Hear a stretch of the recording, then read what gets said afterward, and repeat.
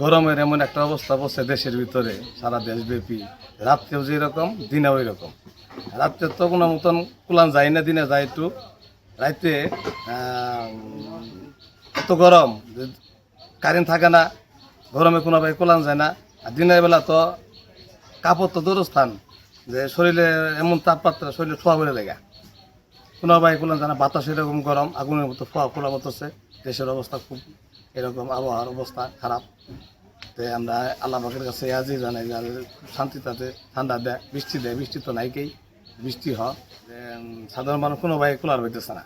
তো আল্লাহ পাক যদি এইভাবে একটা ফয়সালা দেয়, বৃষ্টি দেয়, তাহলে আমরা একটু শান্তি পাই বা একটু আরাম স্বস্তি নিতে পারি। এই গরমে দুইজন মরে গেছে গা। তো আমরা তো ভয় পাইতেছি কিভাবে গরমের মধ্যে কাম করছি।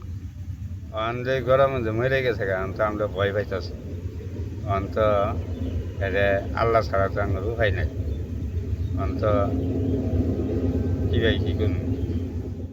টাকা পয়সা বেশি দিয়ে আমরা রাখছি, তা করে বলছি যে তোমরা ধীরে ধীরে কাজ করবা, আর ওভারলোড পানি খাওয়া, বেশি বেশি পানি খাবা, যা বারে বারে জিরাবা, এবং তোমাদের শরীরে যা কুলা তুমি তাই কাজ করবা। তোমরা তোমাদের এইটাই হলো কথা।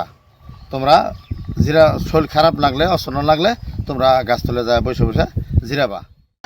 এত গরম ভাই, আমি কামলা পাওয়া যায় না, নিজে কাম করতে নাগে লাঞ্চ খাওয়া নাগে, নিজে খাওয়া নাকবো।